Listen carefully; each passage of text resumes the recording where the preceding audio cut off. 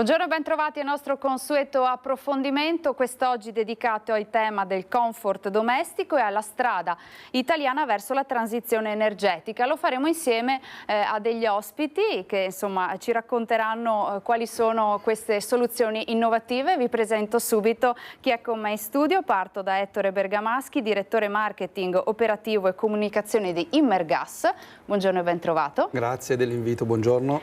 E insieme ad Alberto Montanini, direttore normative e rapporti associativi di Immergas. Buongiorno. Buongiorno e ben trovato anche a lei.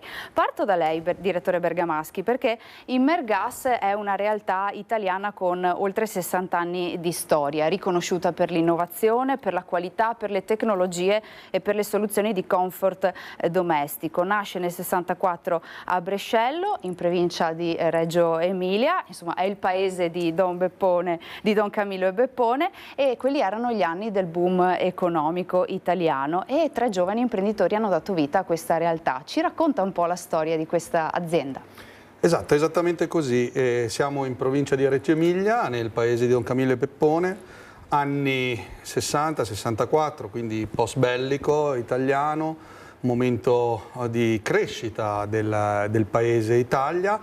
E questi 3 ragazzi, che erano 3 dipendenti di un'azienda locale che adesso non c'è più, incominciano a guardarsi attorno. Siamo immersi nella pianura padana, nell'asse diciamo Milano-Bologna, e vedono che ci sono delle ruspe che scavano e che mettono giù dei tubi gialli che sono quelli che oggi potremmo chiamare metanodotti, quindi condotti per il metano, perché nella pianura padana Mattei in quel periodo aveva trovato dei piccoli giacimenti di gas metano. Ricordiamo, negli anni 60 in Italia il riscaldamento era fondamentalmente fatto a legna, soprattutto nelle zone rurali, mentre nelle città già c'era del gasolio, e quindi insomma c'era un problema per gli italiani: come fare a riscaldarsi. Usavano la legna, le stufe, ma si scaldava soltanto un piccolo ambiente. Allora loro, vedendo che c'era stata questa grande scoperta, e soprattutto tra Milano e Bologna, quindi veniva metanizzata, capirono che il metano poteva essere una chiave di volta per le abitudini degli italiani. E quindi hanno incominciato, sono usciti, in realtà vanno dal loro diciamo datore di lavoro e dicono: perché non facciamo qualcosa che...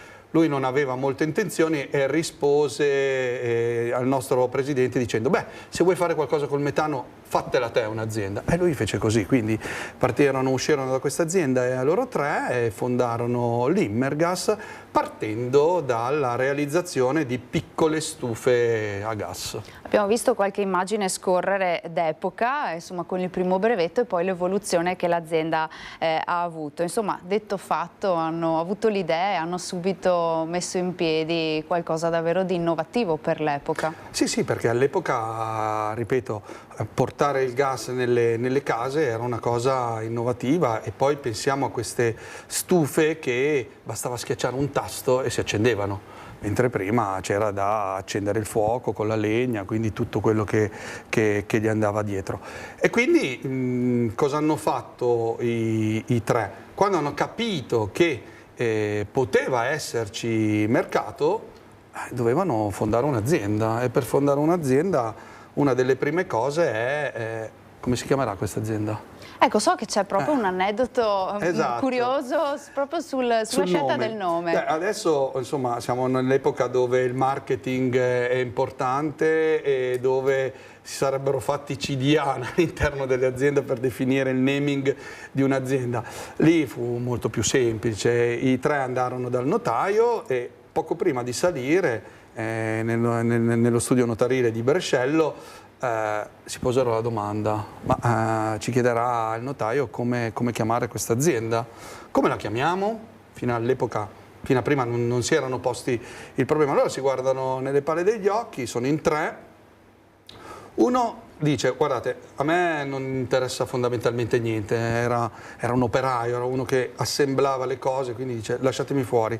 Invece il nostro presidente, ragioniere, e l'altro socio, Carra, si mettono lì e incominciano a disquisire. E allora il nostro presidente, che lui aveva studiato un pochettino le lingue, ricordiamoci anni 60, quindi in Italia c'era diciamo la venerazione per quello che era il Made in Germany, ok? E lui propone appunto Immergas, perché ha un suffisso della parola tedesca, Immer. L'altro socio dice no, cos'è sta cosa? Noi non siamo mica tedeschi, siamo italiani, anzi emiliani, chiamiamola Emiliana Gas. Quindi sulla parola gas erano d'accordo tutti e due. Uno la voleva chiamare Immer e l'altra Emiliana. Cosa si fa quando si è in tre, di cui uno si toglie e restano in due? Beh, la più classica del testo croce, quindi con una monetina, Amadei prende una monetina, la lancia in aria, vince lui e dà questo nome Immergas, che è un nome totalmente di fantasia, che vuol dire appunto sempre gas, perché Immer vuol dire sempre, quindi nell'idea del nostro socio fondatore c'era l'idea che appunto la caldaia, quindi il prodotto, avesse sempre il gas per funzionare. Quindi Immergas è un nome di fantasia nato da un testo croce. Che però insomma si sente molto, rimane in testa e quindi insomma la scelta è stata sicuramente vincente. Sì. E quindi insomma i primi passi a Brescello, in provincia di Reggio Emilia, fino ad oggi, quando insomma quasi 10 milioni di caldaie installate, siete presenti in 50 paesi, avete 13 filiali commerciali, 4 stabilimenti produttivi in tutto il mondo e come abbiamo detto Immergas è davvero un simbolo di professionalità e di efficienza. Azienda che si è evoluta tantissimo nel corso di questi anni, no? È un'azienda che si è evoluta tantissimo, che fa del Made in Italy il suo punto di forza, perché comunque la nostra sede principale, come hai detto giustamente tu, è a Brescello, dove lì occupiamo quasi 11.000 metri quadrati di capannoni interamente coperti, siamo oltre 620 dipendenti, nel mondo siamo più di 1000, abbiamo filiali in tutta la parte diciamo europea dell'est Europa, una molto importante in Cina. E poi abbiamo stabilimenti produttivi, oltre che in Italia, dove produciamo i prodotti più importanti e più strategici. Abbiamo anche uno stabilimento produttivo in Slovacchia, nel centro dell'Europa, quindi per servire tutti i mercati europei, ma soprattutto quelli dell'est. Dunque molto strategico. Molto strategico. In Cina per il mercato cinese, quindi produciamo con la concezione italiana e con la mentalità italiana in Cina per soddisfare i clienti cinesi, e poi abbiamo uno stabilimento piccolo di ultima diciamo, acquisizione che è in Canada. Quindi diciamo che vedendo un po' il planisfero abbiamo in tutti i punti strategici dei nostri stabilimenti produttivi. Poi come dicevi giustamente tu, il nostro è un prodotto commerciale, abbiamo tante filiali commerciali, ormai vendiamo in oltre 50 paesi del mondo, diciamo che dove c'è il gas c'è Immergas, ecco.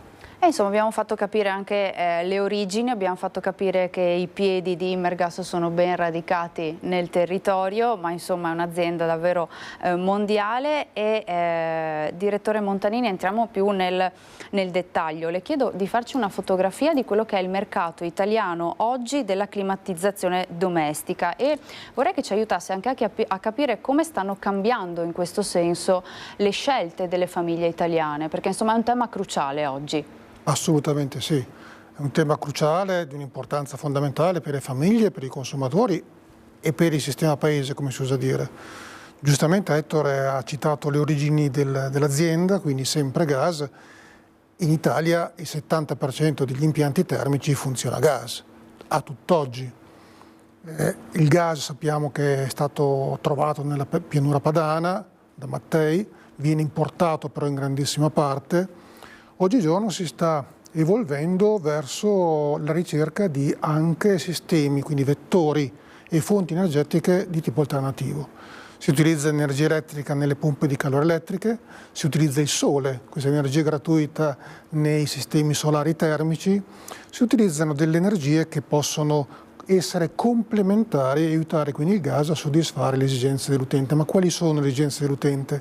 Le esigenze sono di consumare meno, di avere più comfort. Ricordiamoci di dove siamo nati, nel senso che negli anni 50-60 c'erano stufe, quindi in cui non si poteva controllare la temperatura ambiente, non si poteva controllare il grado igrometrico, quindi l'umidità dell'aria, si doveva fare una regolazione a finestra, come si usa dire. Oggigiorno invece gli impianti sono sostanzialmente idronici, cioè a tubi d'acqua, a radiatori sostanzialmente, tranne gli edifici più nuovi che sono a pannelli radianti, perché questo aiuta a perseguire maggiormente il comfort, cioè il benessere dell'utente. Quindi la ricerca di una maggiore sostenibilità, di un maggiore comfort, ma al tempo stesso di un maggiore risparmio energetico e di uso razionale dell'energia ci porta a evolvere verso sistemi innovativi e più completi. Questo vuol dire però nessuna rivoluzione, ma una sostituzione graduale, dolce, sostenibile, che è l'unica che ci può permettere di raggiungere gli obiettivi. Abbiamo degli obiettivi come nazione e degli obiettivi come cittadini. Entrambi vanno sposati, il che non è semplice, ma noi come azienda ci proviamo con la nostra offerta di prodotti e di servizi. Poi entreremo nel dettaglio, ma insomma riassumendo per punti direi che le famiglie vogliono risparmiare, vogliono aumentare il comfort domestico, che sia insomma nella propria abitazione ma anche negli uffici, nei negozi, e allo stesso tempo ridurre le emissioni nocive. Sembra difficile, ma questi obiettivi sono possibili e anzi devono essere raggiunti. Devono essere raggiunti e rappresentano un'eccellenza, nonché una sfida. Noi siamo un'azienda molto forte, noi ci puntiamo non solo sull'offerta di prodotti al mercato, ma anche sul servizio, che è un servizio pre-vendita, un servizio durante la vendita, cioè un servizio commerciale, e un servizio post-vendita, perché i prodotti, gli impianti devono essere accuditi nel tempo e mantenuti ad un livello di efficienza ottimale. Questo per noi è fondamentale. Se poi pensiamo che gli obiettivi di sostenibilità e di protezione dell'ambiente, come lei diceva, comportano anche l'utilizzo di fonti rinnovabili e pulite, l'una e l'altra, perché non sempre sappiamo che le fonti rinnovabili sono anche pulite, ma le fonti pulite sono per esempio il biometano, che va progressivamente a sostituire il metano fossile, sono l'idrogeno puro ma soprattutto in miscela, sono il sole, come detto prima, l'energia elettrica per quanto riguarda appunto le pompe di calore e i sistemi ibridi. Sistemi ibridi su cui vorrei spendere, se mi consente, una parola. Noi siamo leader in Italia, mi tolgo anche gli occhiali per questo, negli apparecchi ibridi factory made, come si dice, cioè fabbricati da un unico produttore. Vuol dire una caldaia a gas a condensazione, una pompa di calore elettrica, ma soprattutto una centralina che è una sorta di computer, una sorta di cervello che governa queste due sottounità. Perché ho detto sottounità? Perché non sono un qualcosa di appiccicato al muro, messo lì per funzionare on-off, cioè del tipo acceso-spento, ma vanno a modulare quello che è la risposta all'impianto in funzione dell'edificio, degli ambienti, quindi della necessità dell'utente di avere benessere. Lei ha parlato giustamente di riscaldamento. Ricordiamo sempre che c'è la produzione calda sanitaria, il raffrescamento estivo, il trattamento dell'aria, quindi meno umidità. Tutto questo porta a governare il benessere, cioè l'utente deve stare meglio sostanzialmente, perché l'utente ha bisogno di questo. E questo noi facciamo di tutto per soddisfarlo. Ma ci ha fatto una bella panoramica, credo di interpretare un po' quelle che sono anche le domande, i quesiti, le preoccupazioni di molti telespettatori che ci stanno seguendo da casa, che magari hanno una caldaia a gas. Sicuramente dal punto di vista culturale è cambiata la nostra sensibilità, ma chi ha ancora questo tipo di tecnologia, la caldaia a gas appunto, deve preoccuparsi? Ci saranno delle penalizzazioni? Qual è la strada che insomma è tracciata? Questa è un'eccellente domanda. C'è molta preoccupazione in giro, lo sentiamo, lo riceviamo nelle telefonate, lo leggiamo sui social, da parte di utenti che dicono ma potrò un domani cambiare la caldaia a gas che ho già installata con una nuova? Avrò disponibili ancora i ricambi per questa caldaia quando, per virgolette, terminerà il suo effetto utile o comunque sarà guasta, avrà bisogno di essere riparato o meglio, mantenuto in efficienza? La risposta è sicuramente sì, il gas ha un grande futuro, l'importante è che sia un futuro pulito e rinnovabile e andare verso, come detto prima, dei gas combustibili alternativi, puliti, rinnovabili. Noi abbiamo in questo momento un limite al 2040 dato dalla cosiddetta direttiva sugli edifici green, di cui tanti parlano e spesso a sproposito. In realtà questo termine 2040 non è relativo alla messa in commercio di prodotti, ma alla loro installazione, ma è un termine destinato a essere prorogato nel tempo. Ricordiamoci che in un primo momento era stato fissato il 1° gennaio 2029. Ci si è resi conto che pragmaticamente non vuol dire in questo modo fare gli interessi né dello Stato, cioè degli Stati europei, gli Stati membri, né dei cittadini. È stato spostato al 2040. Io garantisco che questo termine verrà spostato ad libitum, come si usa dire, cioè senza alcun termine. Posso aggiungere un passaggio anche su questo che è molto importante, così tranquillizziamo anche i telespettatori. L'Italia ha fatto della metanizzazione, quindi di tutti i chilometri di tubi di metano, un punto di forza fondamentale e strategico. Quindi pensare oggi che il nostro paese, che praticamente è quasi completamente metanizzato, perché ci sono ancora delle zone d'Italia dove non c'è il metano, uno tra tutte la Sardegna per fare un esempio, vorrebbe dire piombare in un'era tipo post-bellica della Seconda Guerra Mondiale. Cioè per noi è un punto di forza, per noi italiani, il fatto che abbiamo metanizzato tutta l'Italia.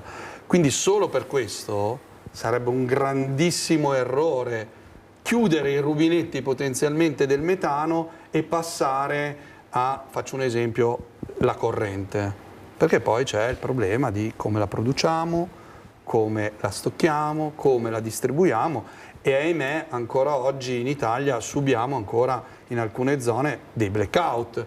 Quindi non è una questione di on-off, come ha detto prima Alberto Montanini, quindi ci vorrà del tempo, ma c'è anche proprio un problema strategico, cioè noi ci basiamo su questo, la nostra energia è basata sulla metanizzazione che abbiamo, sui condotti che abbiamo. Sarebbe proprio un'idiozia totale chiudere completamente questa rete capillare che c'è sul territorio. Perché si aprirebbero degli scenari che, insomma, ai quali non siamo naturalmente innanzitutto ci dobbiamo preparati. ricordare che la corrente la produciamo anche dal metano. Il metano ci dà la possibilità di scaldare le abitazioni. Metano o, diciamo, tubazioni del gas. Poi può essere gas metano, biometano, tubazioni del gas.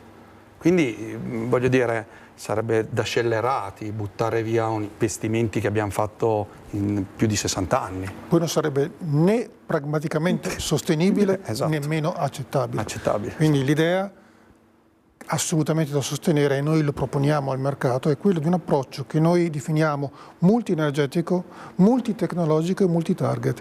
Multitecnologico perché abbiamo un portafoglio prodotti vasto, e questo abbinato al servizio vuol dire soddisfare le esigenze dell'utente. Multienergetico vuol dire che il metano o comunque gli altri gas combustibili, anche rinnovabili, idrogeno, eccetera, eccetera, assieme con l'energia elettrica, insieme con l'energia solare, tutti contribuiscono e devono contribuire a raggiungere l'obiettivo. Multitarget perché noi non dobbiamo vedere solamente, come dicevo prima, il riscaldamento, dobbiamo vedere il raffrescamento, dobbiamo vedere la produzione calda sanitaria, il trattamento dell'aria, tutte le esigenze dell'utente, altrimenti non soddisfacciamo le esigenze dell'utente e non raggiungiamo gli obiettivi. Gli aspetti da considerare sono molti, quindi. Direttore Bergamaschi, mi interessava approfondire con lei il tema del fotovoltaico, perché dal 2010 il vostro impegno in questo senso è stato ampliato con il brand Immer Energy. Le chiedo insomma se ci vuole raccontare qualcosa a proposito. Ma allora, innanzitutto parliamo dal nome, che è un nome molto più ampio rispetto a Immergas, quindi Immer Energy, quindi abbraccia un po' quello che è il concetto di energia in generale. Il suo focus negli ultimi 10 anni, in questo momento, è sulla realizzazione di impianti fotovoltaici chiave in mano, dalla grande azienda alla piccola villetta, per intenderci. Nasce nel periodo dove c'erano importanti incentivi sul fotovoltaico, che oggi si sono decisamente ridotti, e ha sviluppato un know-how, una competenza tale per cui ancora oggi noi riusciamo a manutenere e controllare questi impianti. Questo è un tema molto importante perché magari molti telespettatori hanno un impianto fotovoltaico fatto dall'elettricista di turno che magari 10 anni fa c'era e oggi ha fatto delle scelte diverse perché comunque il mercato del fotovoltaico si è ridotto notevolmente a causa anche gli incentivi che non ci sono più. Quindi l'aver scelto una divisione che fa parte di un'azienda che ha più di 60 anni di vita genera anche tranquillità per chi ha messo sopra il tetto della propria azienda o della propria casa un impianto fotovoltaico. Poi naturalmente negli anni Imerenergy si è evoluta, oggi facciamo impianti di ultima generazione, anche quindi con inverter di ultima generazione, ma soprattutto anche con accumuli, quindi batterie, non più una produzione istantanea e basta, ma viene anche stoccata l'energia. E questo in un'ottica sempre di andare a braccetto con quello che dicevamo prima. Quindi proviamo a immaginare un'abitazione che ha bisogno di caldo e fresco e quindi utilizza prodotti Imergas e magari l'energia prodotta dall'impianto fotovoltaico è sempre di Imergas della divisione Imerenergy. Questo cos'è il grande vantaggio? È che entra nell'abitazione un unico tecnico.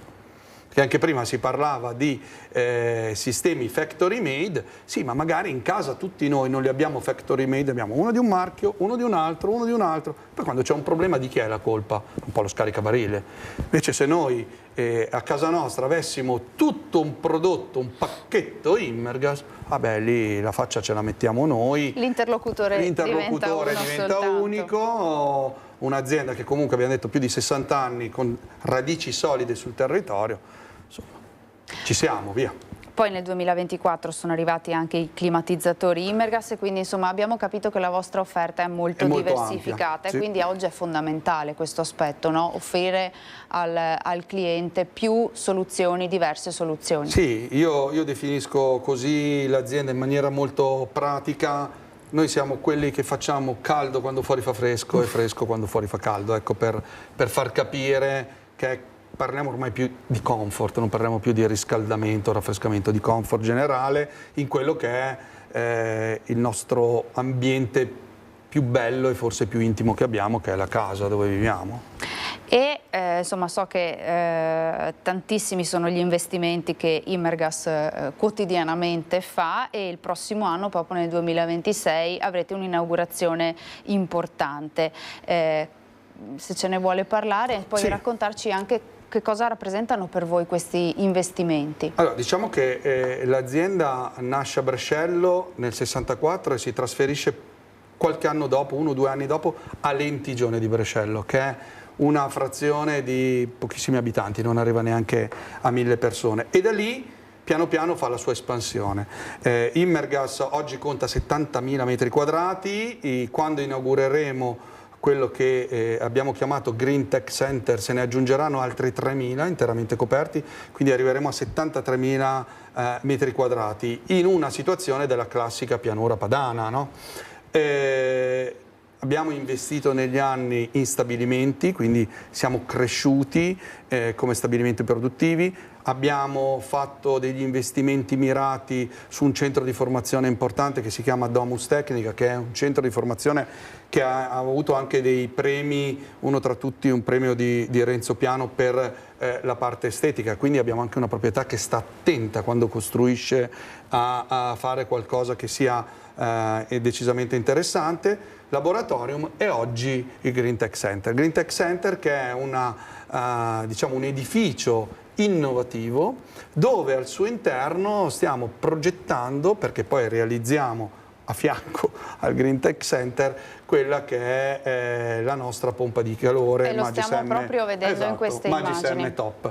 È una pompa di calore assemblata presso i nostri stabilimenti di Brescello. Questo è un edificio importante dove al suo interno che cosa vengono fatti? Beh, ci sono strumentazioni importanti, ci sono 2 sale corsi dove si studiano le ultime tecnologie, quindi l'innovazione più spinta, e in più c'è anche una simulazione di un appartamento, quindi naturalmente in quell'appartamento non ci vive nessuno, ma ci sono dei sensori, noi possiamo simulare il fatto che ci sia solo una persona, il fatto che ne arrivino 5, 6 fornelli che funzionano, il riscaldamento dall'esterno perché magari è estate piuttosto che freddo. E in tutto questo vediamo come reagiscono i nostri apparecchi. Questo sempre perché abbiamo un po' un'ossessione che è quella di offrire il comfort migliore. Su cui è stato un investimento importante, stiamo parlando di 8 milioni di euro investiti, ricordo, a Lentigioni di Brescello, che è una frazione già di un comune piccolo, dove cosa ci fa capire? Che la nostra azienda ha delle radici molto solide. Non solo in Italia, ma in questo caso proprio in Emilia-Romagna e nel comune dove è nata. Chiaro, insomma stiamo vedendo quanta tecnologia, quanta innovazione, ma anche quanta qualità poi c'è in tutto questo. Allora, noi ci fermiamo per una brevissima pausa di pubblicità, davvero un paio di minuti, poi torniamo in studio ancora per insomma, parlare di comfort domestico e di transizione energetica insieme ai miei ospiti. A tra poco.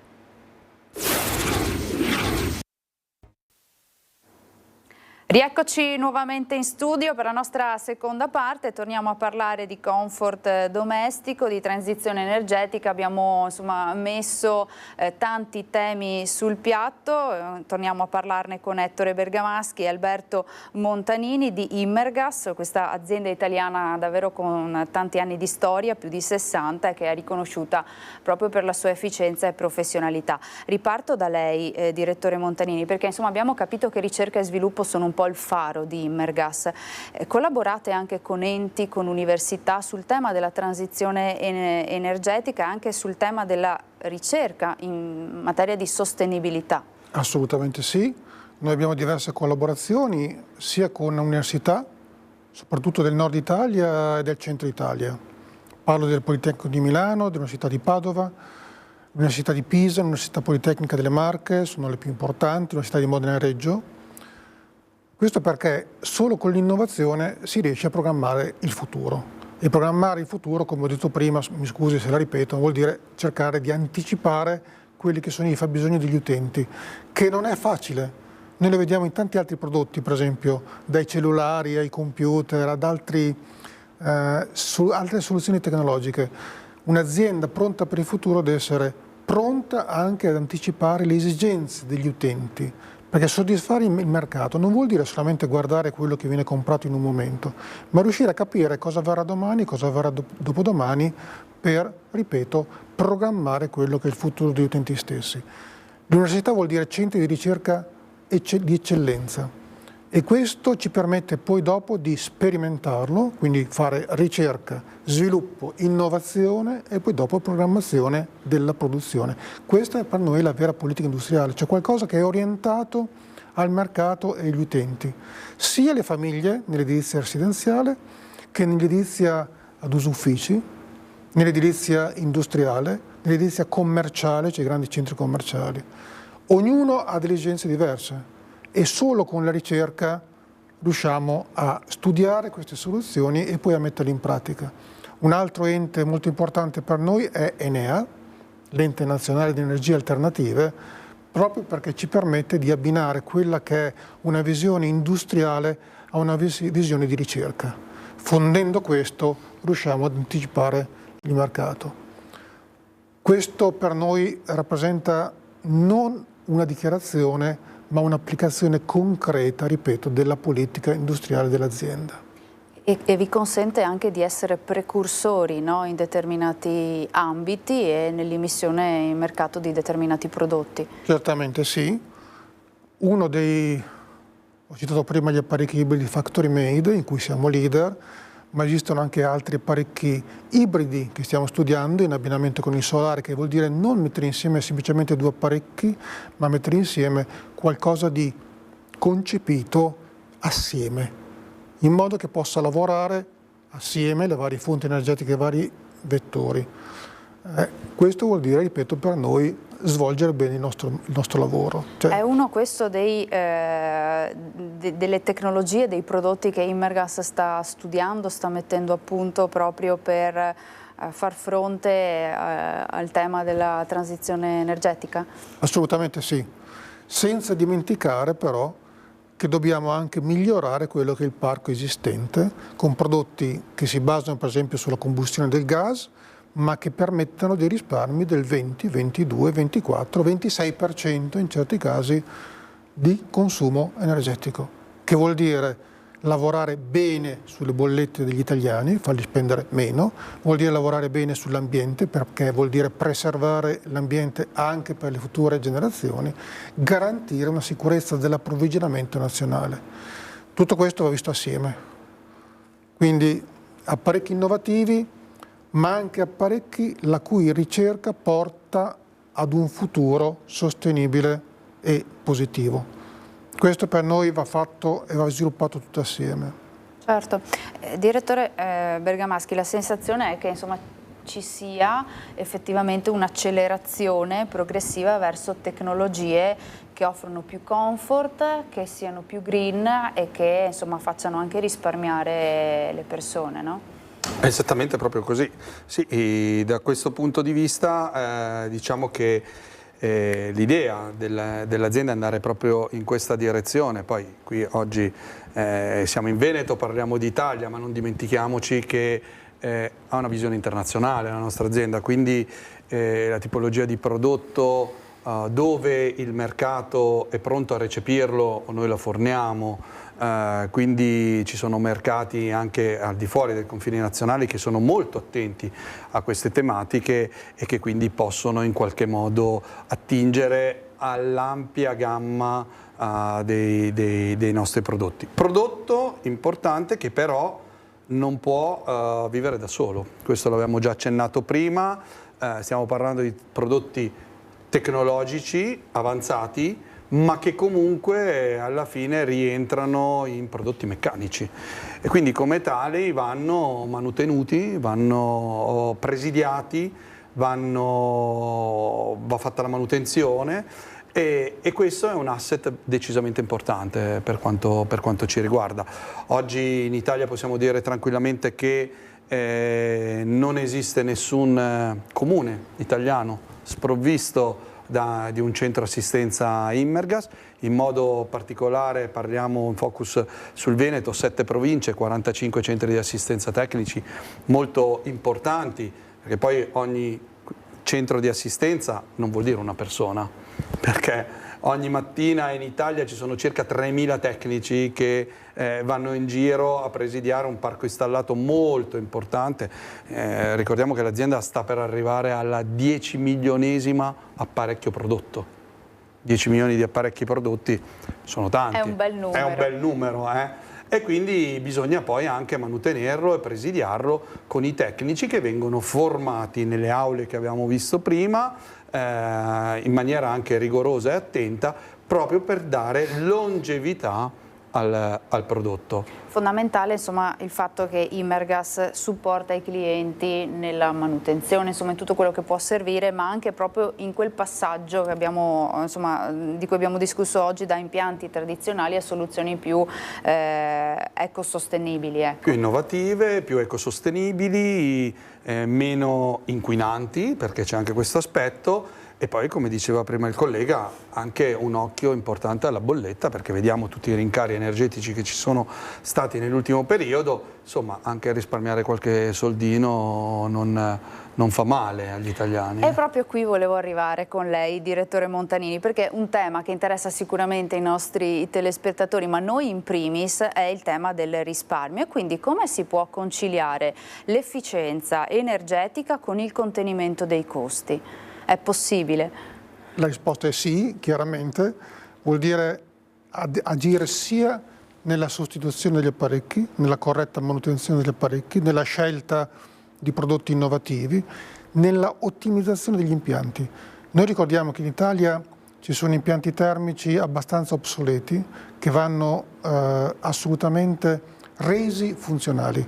Una delle cose più importanti quando si sostituisce un generatore, per esempio, è un lavaggio interno mediante un sistema di acidi che possono rimuovere l'impurità dell'impianto esistente, quindi le tubazioni, dei radiatori. Questo per ottimizzare i consumi. E questo lato sostituzione.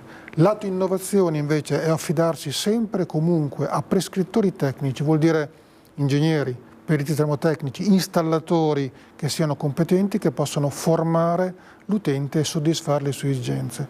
Quindi sia nella sostituzione che nella riqualificazione dell'impianto che nei nuovi edifici bisogna sempre individuare la soluzione ideale e non c'è una ricetta precostituita, perché il buon tecnico è quello che capisce le esigenze dell'utenza, residenziale, commerciale, industriale, ripeto, usuffici, e caso per caso individua quella che più si confà non in un momento storico, non nel momento dell'intervento, ma nel corso del tempo, come diceva appunto anche Ettore Bergamaschi, perché un prodotto si deve guardare dalla culla alla tomba, non solo come produzione di effetto utile in un istante. Il vero risparmio si vede durante tutta la vita utile di un prodotto. In Italia una caldaia a gas ha una vita media di 18,6 anni, parliamo di autonomo. Nel centralizzato, che è un vero problema, perché nel condominio è più difficile trovare il consenso fra i condomini e decidere la sostituzione, decidere soprattutto la riqualificazione di un impianto centralizzato, la media è di 26,8 anni. Se vogliamo veramente favorire gli italiani facendoli spendere di meno, bisogna fare capire che le soluzioni, come noi diciamo, mi permetto un termine inglese, cost optimal solution, quindi quella che permette il miglior ritorno dell'investimento anche a fronte di un certo esborso economico, devono essere valutate nella loro interezza. Quindi vuol dire i consumi, spesa per l'installazione, spesa per la manutenzione e spesa per il disallestimento a fine vita. Questo è il modo corretto di valutare un investimento come quello nella climatizzazione estiva, invernale, come dicevo prima. Senta, le normative europee ci parlano di edifici a emissione zero. Che cosa significa, ma che cosa significa concretamente per una famiglia? Come si traduce questo? Parliamo anche nello specifico del Veneto, magari, se me lo consente. Sì, volentieri, così riusciamo a fare una fotografia più dettagliata e local. Allora, parlo prima per gli addetti ai lavori, poi dopo traduco subito per tutti. E in Europa è appena stata pubblicata una direttiva che deve essere ancora recepita in Italia, che ho citato già prima, che la chiamano direttiva case green o edifici green, che vuol dire efficienza energetica nell'edilizia. Questa prevede il raggiungimento di certi obiettivi. Prima si parlava di edifici a energia zero o quasi zero, adesso si parla di emissioni in atmosfera zero o quasi zero. Qui parliamo soprattutto del nuovo, cioè la nuova edilizia. In Italia la nuova edilizia rappresenta una quota marginale, non è come in altri paesi in cui invece c'è un costruito particolarmente... È più avanzata, certo. Ma proprio per questo bisogna fare grande attenzione, perché nel momento in cui si investe nell'acquisto di una casa nuova o nella cosiddetta riqualificazione rilevante, cioè ristrutturazione di un edificio, ristrutturazione degli impianti, vuol dire rimozione per esempio dei pavimenti, sostituzione delle tubazioni, degli diffusori, quindi dei radiatori e così via, bisogna scegliere una soluzione che sia sostenibile e economicamente valida nel corso del tempo. Quindi edifici a emissioni zero, quasi zero come lei dice, che riguarda soprattutto il nuovo ma anche la riqualificazione rilevante, vuol dire andare a scegliere una soluzione che sia ottimale nel corso del tempo. E qui entra in gioco una cosa fondamentale, che non è una tecnologia, è l'intelligenza degli utenti. Noi abbiamo questa grandissima risorsa, abbiamo poche fonti energetiche in Italia, se si esclude il sole, se vogliamo, ma abbiamo poco gas, estraiamo pochissimo petrolio, ma abbiamo una risorsa straordinaria che è l'intelligenza degli utenti. È questa che dobbiamo veramente sfruttare, perché ne va veramente del beneficio di tutti.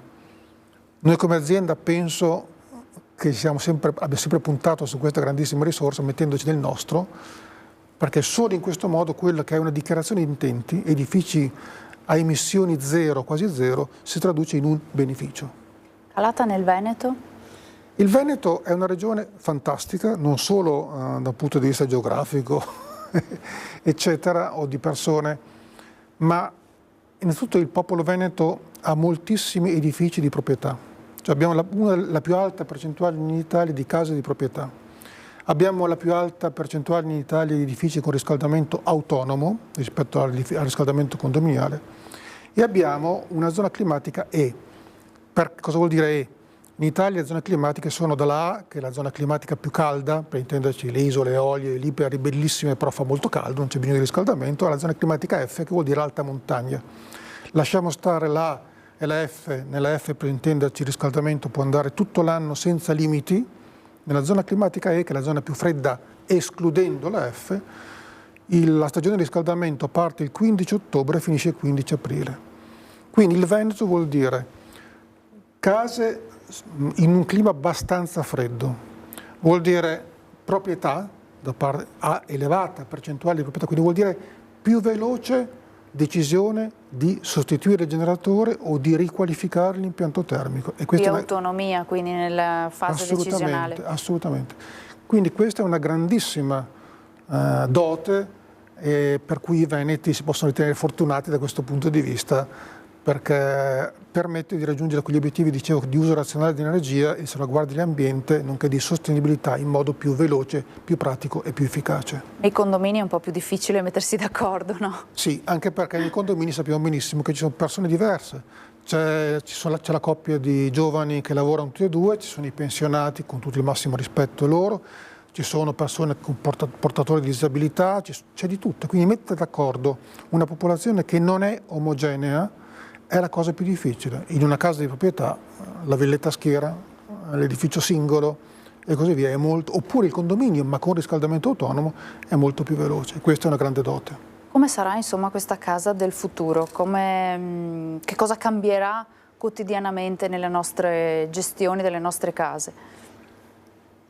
Noi come azienda stiamo puntando su una ottimizzazione della diagnosi energetica, vuol dire un impianto che automaticamente fa la diagnosi energetica. Non deve essere l'utente a impostare la curva di funzionamento, le temperature, perché se io ho dei sensori che istante per istante rilevano la temperatura interna, la temperatura esterna, misurano questi valori e in questo piccolo cervello elettronico che è dentro il generatore proiettano questo nei giorni seguenti, vuol dire che la mattina dopo il generatore va già ad anticipare quello che è il raggiungimento dell'effetto utile, per esempio i 20 gradi in ambiente, poniamo, e un certo livello di umidità.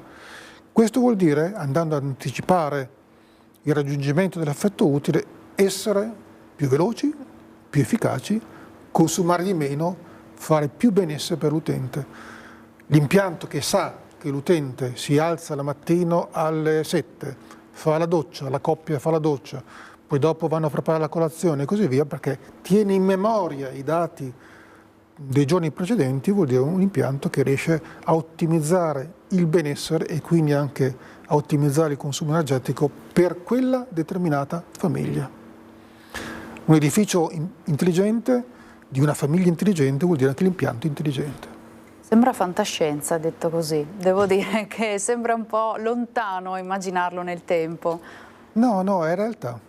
Ci vuole passione da parte nostra, ma ci vuole anche grande capacità nel trasmettere questo messaggio agli utenti. Noi siamo qui oggi per spiegare ad un pubblico attento, lo facciamo tutti i giorni in aziende, lo facciamo mediante i canali social, lo facciamo in tutte le modalità di comunicazione in cui Ettore Bergamaschi opera, perché spiegare all'utente questa che è scienza, mi creda, non è fantascienza, come diceva un famoso spot pubblicitario, è la cosa migliore per favorire l'utente ed è la più grande soddisfazione che noi abbiamo. Non è tanto il bilancio economico dell'azienda, che pur deve essere in pareggio, deve essere, ma comunque riuscire a raggiungere questo beneficio, perché solo in questo modo noi abbiamo garantito il futuro dell'utente e quella del nostro sistema paese, che ne ha tanto bisogno.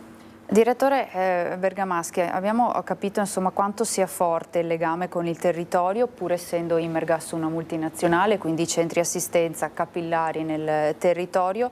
Da quest'anno Imergas è anche marchio storico di interesse nazionale e questo ha un valore molto importante per voi, no? Sì, è un riconoscimento importante che attesta innanzitutto l'italianità. Perché noi siamo orgogliosi di essere italiani, nasciamo da 3 famiglie italiane perché erano 3 i soci che hanno fondato l'azienda e siamo anche orgogliosi di portare il nostro saper fare italiano, il nostro Made in Italy in giro per il mondo. E il fatto di essere riusciti ad ottenere dal registro storico dei marchi d'impresa e il riconoscimento di essere un marchio storico, questo fa sì che anche quelli un pochettino più distratti possano capire quanto è importante la nostra azienda. Quindi fondamentalmente passa il concetto dell'italianità, passa il concetto dell'età, che deve essere visto per un'azienda non come per gli esseri umani, magari la vecchiaia, ma deve essere vista come solidità, come forza, da questo punto di vista, esperienza, che in 60 anni Imergas ne ha viste di ogni, ok? E questo ci permetterà anche di comunicarlo nel mondo, sui nostri prodotti, sui nostri packaging, sulle nostre attività di comunicazione social e quant'altro, perché per noi è un grande fiore all'occhiello. Essere tra quelle aziende partner delle nostre diverse ambasciate che abbiamo in giro per il mondo, essere chiamati il 2 giugno per andare a celebrare la festa italiana per eccellenza è un onore. E noi abbiamo la fortuna, in questi anni io personalmente ne ho anche conosciuti molti di ambasciatori che hanno capito l'importanza della nostra azienda, e quindi entrare in questi ambienti e vicino magari a delle aziende molto più blasonate di Imergas, note, ma perché fanno magari dei prodotti più commerciali, e sedersi al fianco di aziende importanti, questo fa capire che la nostra azienda è entrata nella storia del buon Made in Italy, che ancora c'è e che quindi fa di questo una forza. Questo in Italia, ma poi siamo presenti anche in maniera radicale e molto forte nel territorio. Il nostro è un territorio molto particolare, un territorio di confine, siamo in Emilia Romagna, ma c'è il Po fondamentalmente che ci divide dalla Lombardia. Siamo nella provincia di Reggio, ma siamo più vicini a Parma, dall'altra parte c'è Mantova e Cremona, quindi una terra molto di confine, ma orgogliosi di far parte di quel territorio. Noi sosteniamo anche le attività che ci sono locali, intese come attività che danno del valore. La nostra proprietà è innamorata dello sport, e questo è un bene perché lo sport è portatore di valori, in modo particolare del calcio. Ricordiamo che il nostro presidente Romano Amadei ha festeggiato 40 anni di presidenza di squadre di calcio, ne ha avute diverse, tra cui una anche in Serie A, in qualche anno fa. Oggi siamo proprietari di 2 squadre, una che è la Reggiana in Serie B e una che è il Lentigione Calcio che è in Serie D. Perché questo? Perché il calcio, o lo sport in generale, è portatore di valori, è portatore di lealtà, è portatore di rispetto delle regole, è portatore del rispetto degli avversari, e ti insegna anche a perdere. Imergas è dal 1998 che è marchio leader in Italia nella vendita di caldaie, quindi potremmo andare veramente fieri di questa cosa, essere un po' spocchiosi, ma non siamo così. Perché? Perché anche dall'esperienza dello sport sappiamo che si può perdere, e quindi dobbiamo concentrarci e avere sempre alta la tensione per far sì che gli anni in cui restiamo brand leader siano sempre di più, perché questo è un riconoscimento che il mercato ci dà. Poi facciamo anche altre cose, ad esempio abbiamo un progetto che si chiama Energie per la Scuola, che ci ha permesso di andare in oltre 53 scuole d'Italia. È un progetto che è stato riconosciuto dal MIUR, quindi noi siamo una SPA, una società per azioni che ha un protocollo d'intesa con il MIUR, e ci dà la possibilità di andare nelle scuole, soprattutto elementari e medie, a spiegare ai ragazzi, e quindi quelli che saranno poi gli adulti di domani, come si produce l'energia, come la bisogna utilizzare e come soprattutto non bisogna sprecarla. E lì non parliamo di caldaie, pompe di calore, niente, si parla di situazioni molto realistiche. Facciamo vedere ai ragazzi esperimenti laboratoriali che quindi toccano con mano e vedono l'energia prodotta in quel momento. E questo ci fa pensare che più di 10.000 ragazzi sono stati indottrinati e educati da questo progetto, e quindi è un motivo d'orgoglio anche questo. Grazie di averci raccontato anche questi risvolti che ci fanno capire anche l'impegno di Imergas nel territorio, nel tessuto sociale. Siamo quasi in chiusura, ultima domanda per il direttore Montanini. Abbiamo messo sul piatto tanti temi quest'oggi, un ultimo messaggio per i nostri telespettatori che ci seguono da casa, che magari stanno capendo che qualche miglioria all'interno della propria abitazione devono apportarla. Ha ragione, ma quello da cui gli utenti non devono essere guidati è l'ansia, la preoccupazione, la paura del futuro. Innanzitutto affidarsi a persone esperte e competenti, sia da un punto di vista dell'installazione, cioè gli installatori o idraulici che dir si voglia, da un punto di vista della progettazione, dal punto di vista della manutenzione, dal punto di vista della produzione di apparecchi e noi, come diciamo, soprattutto soluzioni per il futuro. Ci piace molto dire che noi non assembliamo componenti metallici, elettronici o quant'altro, ma progettiamo e realizziamo nelle nostre linee di montaggio soluzioni per il futuro. Dicevo, non avere paura, non avere ansia, valutare in qualunque momento le possibilità di miglioramento dell'efficienza del proprio impianto, sapendo che questo comporta anche un miglioramento del comfort, cioè del suo benessere. Spendere meno, stare meglio. Questo si può fare solo con una valutazione complessiva. Ed essere una valutazione ponderata, anche che tenga conto dell'ambiente. L'uso, per esempio, di apparecchi che sono già omologati come i nostri per funzionare con un 20% di idrogeno, quindi già pronti per fonti energetiche pulite e rinnovabili, vuol dire mettere un passo nel futuro per se stessi, per la nostra società, per i figli. Il messaggio che io vorrei dare è questo: stare tranquilli, ma stare informati.